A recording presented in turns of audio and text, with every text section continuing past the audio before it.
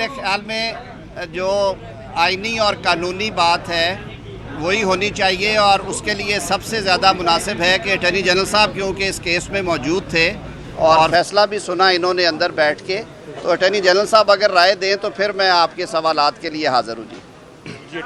देखें जी, बड़ी expeditious proceeding हुई, कार्रवाई हुई, आप सब लोग फॉलो कर रहे हैं। हमने अप्रिशिएट किया, हमने पूरा ताउन भी किया। किसी वकील ने कोई टाइम नहीं मांगा, कोई डेट नहीं मांगी। जिस तरह फाजिल अदालत ने चाहा प्रोसीडिंग चली आपके सामने। परसों 2 बजे से लेकर 6 बजे तक और कल सुबह 9:30 से लेकर फिर 6 बजे तक। हम appreciate the hard work put in by all the parties और फाजिल अदालत का भी इस अहम मौजू पर जो उन्होंने इतना टाइम दिया। फैक्ट्स जो ऑब्वियसली सबके सामने हैं, केस शुरू हुआ था 9 मेंबर बेंच से एंड वो प्रोरोगेटिव है ऑनरेबल चीफ जस्टिस साहब का, उन्होंने 9 मेंबर बेंच बनाया।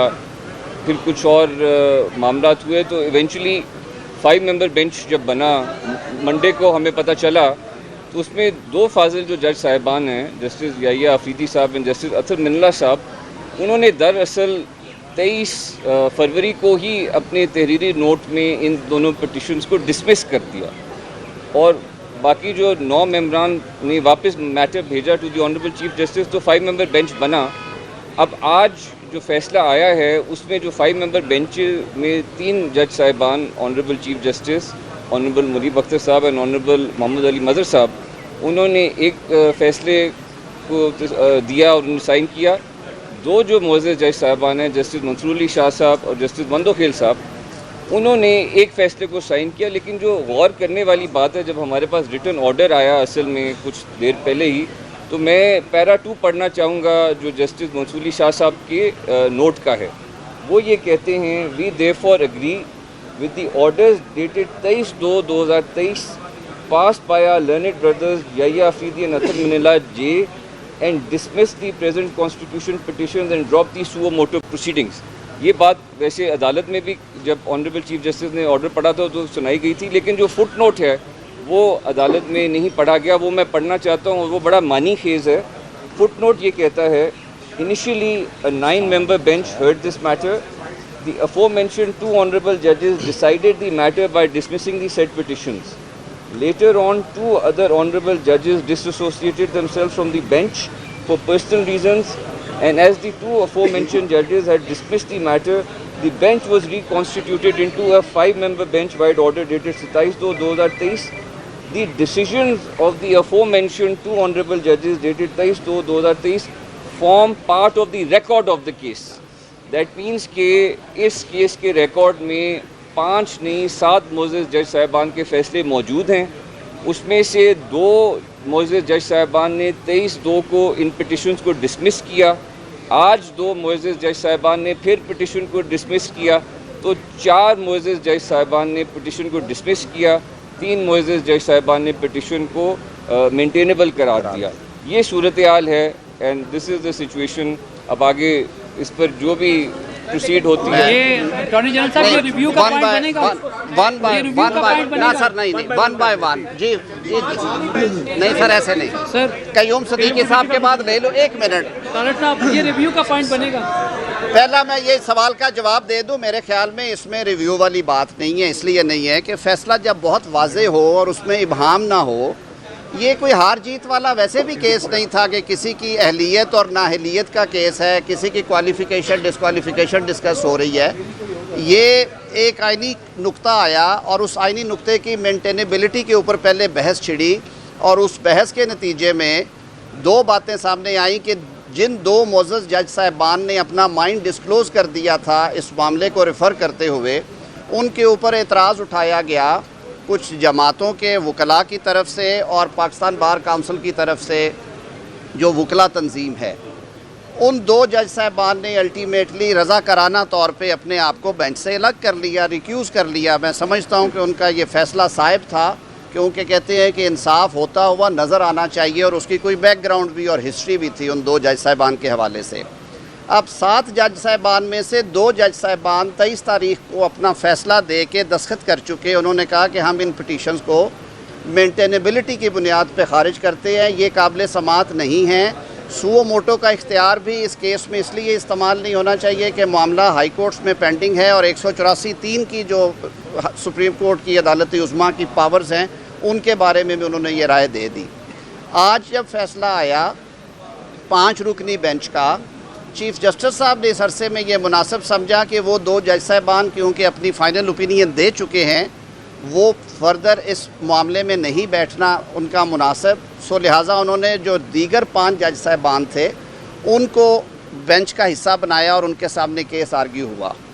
आज के फ़ैसले में 3 जज साहबान ने कहा कि ये प्रोसीडिंग्स मेंटेनेबल हैं और उसमें उन्होंने मज़ीद 1-2 चीज़ें लिखी जो अटॉर्नी जनरल साहब ने आर्ग्यू कल की थी कि एक तो जो आइन का आर्टिकल 254 है जो कि ये कहता है कि अगर आइन के तहत किसी चीज़ को एक मुकर्ररा वक्त में होना है और वो चीज़ उस मुकर्ररा वक्त में नहीं हो सकी, वो एक्शन नहीं हुआ, तो इस वजह से वो गैर आइनी नहीं होगा कि उस टाइम फ्रेम में, यानी कि इंतखाबात 90 दिन में नहीं हुए। आज उन्होंने ग्राउंड रियलिटीज़ देखते हुए उन 3 जज साहबान ने भी कहा कि गवर्नर और ECP या सदर और ECP मुशावरत से डेट दे और कोशिश करे कि वो 90 रोज़ तो अब गुजर जाएंगे, वो जो ओरिजिनल 90 रोज़ थे, यानी कि वो जो 15 अप्रैल के अंदर अंदर थे, लेकिन अर्लीस्ट पॉसिबल जहाँ पे इंतखाबात हो सकते हैं मुशावरत के बाद वो कोशिश करें। इसमें कोई दूसरी राय नहीं है, लोगों की भी ये राय है।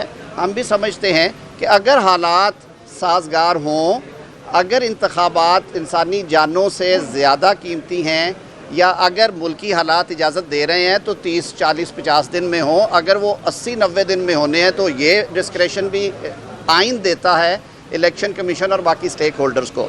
इस बहस को छोड़ देते हैं। आज की बहुत क्लियर जजमेंट है।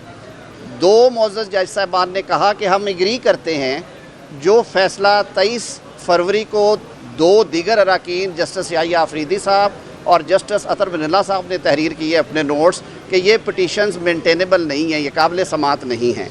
और साथ उन्होंने कहा कि हम ये भी समझते हैं कि वो जो 2 जज साहबान के फ़ैसला जात हैं वो आज के इस फाइनल ऑर्डर का हिस्सा हैं। तो मेरे ख़्याल में इसके बाद ना रिव्यू की ज़रूरत है, ना फर्दर तशरीह की ज़रूरत है। मैंने अपना ज़ाती मौक़िफ़ दिया था। अब मैं समझता हूँ कि अटॉर्नी जनरल साहब की राय आने के बाद और इस ऑर्डर को पढ़ने के बाद हमारा मौक़िफ़ ये है कि ये पिटीशंस 4-3 से मुस्तरद हो गई हैं।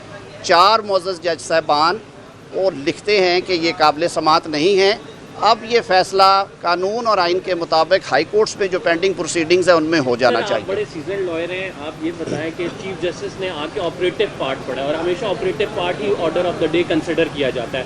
उसमें अगर वो अनाउंस कर रहे हैं 3-2 और ये जो आपने बताया ये फुट नोट में लिखा हुआ है, तो एम्बिग्युइटी इटसेल्फ यहाँ पे है कि कौन सा फैसला माना जाए। आप 4-3 कह रहे हैं, चीफ जस्टिस ने 3-2 से फैसला दिया है। मैं अर्ज़ करता हूँ, देखिए एक बात तो तयशुदा है कि ये 7 रुकनी बेंच जो है, 7 जज साहबान जो हैं वो बेंच का हिस्सा थे। 2 जज साहबान 9 में से रज़ा कराना तौर पे रिक्यूज़ कर गए थे।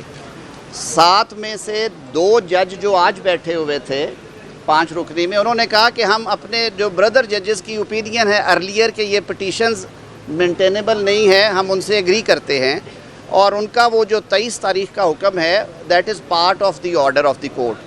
तो मतलब ये है कि उन्होंने उसको एंडोर्स करते हुए आपको 4-3 क्यों नहीं अनाउंस किया, चीफ जस्टिस ने 3-2 क्यों अनाउंस किया?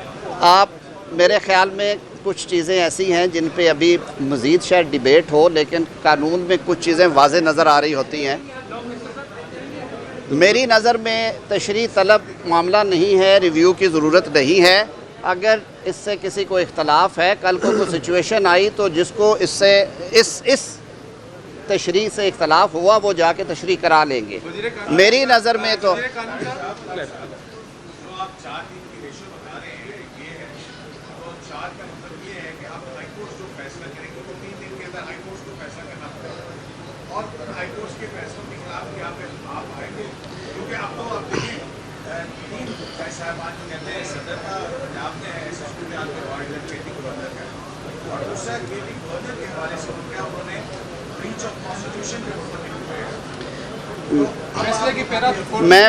मैं बड़े अदब से अर्ज़ करूँगा कि सबसे ज़्यादा जो ब्रीच ऑफ कॉन्स्टिट्यूशन की है वो सदर मुमलिकत ने माजरत से की है, जिन्होंने एक फ़ैसला करके थोंप के और फिर उसे वापस लिया और उनके वकील साहब ने आला ज़रफ़ी का मुज़ाहरा करते हुए अदालत में कहा कि मेरे मुवक्किल जिनकी मैं नुमाइंदगी कर रहा हूँ उन्होंने अपने इख्तियारात से तजावुज़ किया, तो ये बात भी ज़रूर आनी चाहिए कि आया सदर मुमलिकत आइनी ओहदा रखते हुए इन सारी चीज़ों से उन्हें मुबर्रा हो के बिल्कुल आइन के मुताबिक फ़ैसले करने चाहिए या पार्टी वर्कर के तौर पे करने चाहिए।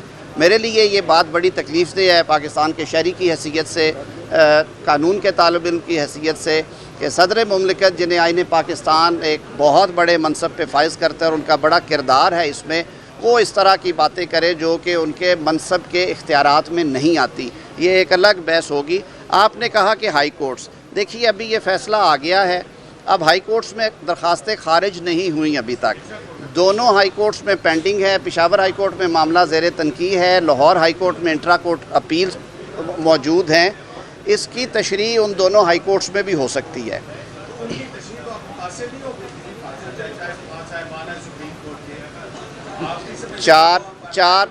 चार फाजल जज साहिबान ही ने कहा है कि आप इसका फैसला करें, हाई कोर्ट से इसका फैसला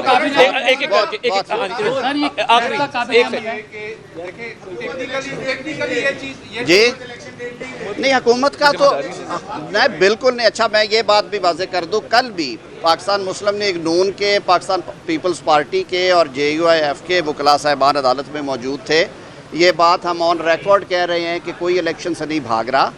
हमारा सिर्फ ये कहना है कि इंतखाबात की तारीख़ और इंतखाबात के इनकाद इस मुल्क में हमेशा आइन कानून के मुताबिक होते रहे हैं और तारीख़ों में रद्दोबदल होता रहे।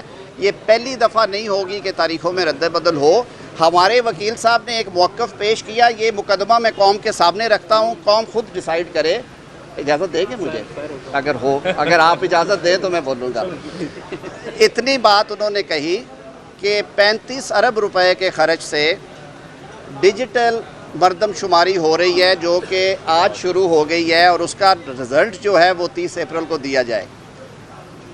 5 साल से ये बहस चल रही है कि जो पिछली मरदमशुमारी है वो दुरुस्त नहीं थी, उस पर तहफ़्फ़ुज़ात हैं बहुत से सेगमेंट्स को सोसाइटी के। उसके बाद पता चलेगा कि मुल्क के किस हिस्से की आबादी का तनासुब कितना है और हमारा आइन कहता है कि कौमी असम्बली में नशिस्तों की जो तकसीम है वो रकबे पे नहीं, वो आबादी पे होगी। हमारे मुल्क के जो फेडरेटिंग यूनिट्स हैं उनमें हल्का बंदियों के बाद उतार चढ़ाव की उम्मीद है।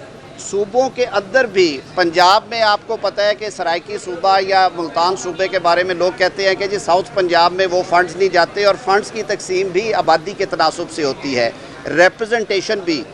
आज पंजाब में आप इलेक्शंस करा रहे हैं सेंसस से पहले, कौमी असम्बली जाएगी सेंसस के बाद अक्टूबर में, तो ये एक तो सबसे बड़ा कॉन्फ्लिक्ट ये आएगा कि जहाँ पे आबादी का तनासुब कम या ज़्यादा हो गया वहाँ पे कौमी असम्बली की सीटें और तनासुब में फ़र्क पड़ेगा। सूबे के एक एक हल्के के ऊपर सारी फॉर्मेशन चेंज हो जाएगी।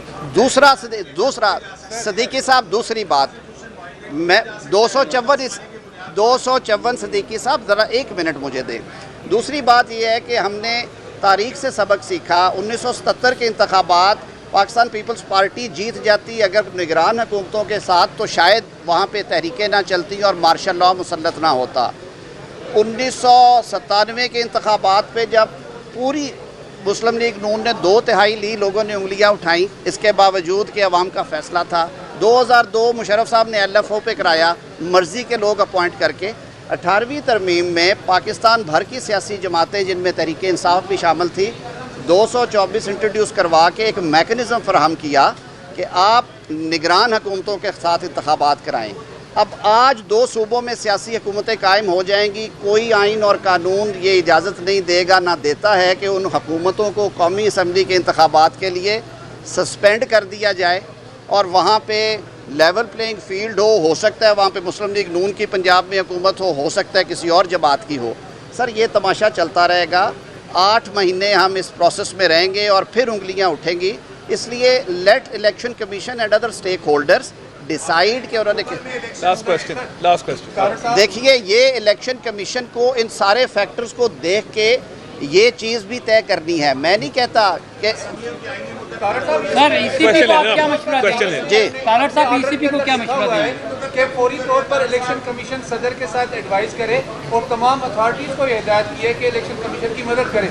इसका मतलब कि मामला सारा इलेक्शन की तरफ ही जाएगा, फिर आप इसको सर कोई इलेक्शन से नहीं भाग रहा। ये एक आइनी पोजीशन थी जो कि आपने कहा आपके सामने रखना ज़रूरी थी। आज के इस फैसले पे हमारी जो ओपिनियन और राय ये है या तशरीह ये है हमारी कि ये 4-3 का फैसला है और मामला और ये 4-3 की वजह से ये मामला अब हाई कोर्ट्स में हाई कोर्ट से डिसाइड होगा। बहुत शुक्रिया। तारड़ साहब काबिल अमल है कि नहीं?